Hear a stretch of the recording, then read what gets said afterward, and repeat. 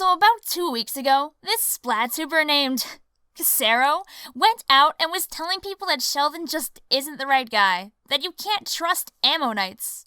And then, just when you think that maybe his content has some kind of merit whatsoever, Sheldon drops the big one, Sheldon's Picks. For those who don't know, that's 12 brand new weapons that Sheldon is just flat out giving us. We're gonna go step by step through Kacero's video and explain to you why Sheldon is worthy of your trust, alright? So first of all, he makes a huge deal out of the weapon pricing and how it might hurt the Inkopolis economy. But more cephalopods are buying our weapons every passing day, meaning that they're helping the economy just by playing ranked and turf war and coming back to us. And even better, those new octolings that rolled into town last summer have led to a beautiful bull market that just hasn't stopped. Listen, what would you do if your clientele doubled? Would you just stop selling weapons? No. Besides, how long do you think Sheldon spends on weapons? Designing and testing weapons takes what feels like an eon. A monopoly? Listen.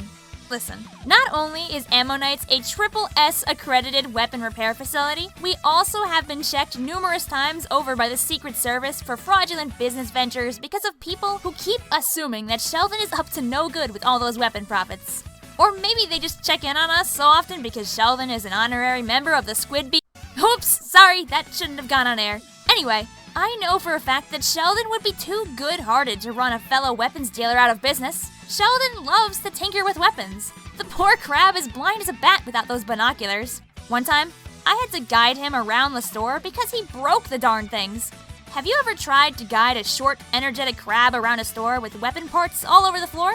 I had to hold his hand. If there's one thing I have to complain about as an employee, it would be how dirty his gloves get from his line of work. Ugh.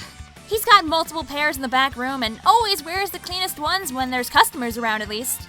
If you want to experience this awful eyesight for yourself, I'll just bring you to the stock room in the back, shut off the lights, and just leave you in there for a few minutes.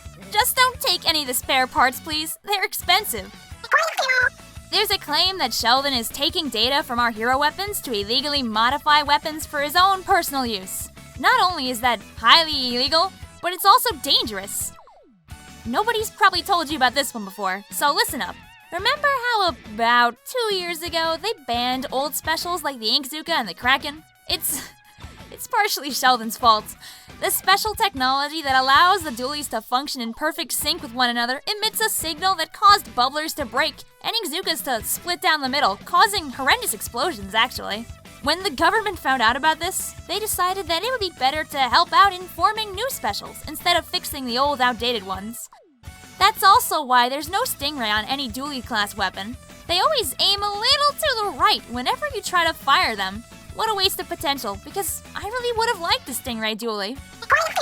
Hold up, wait.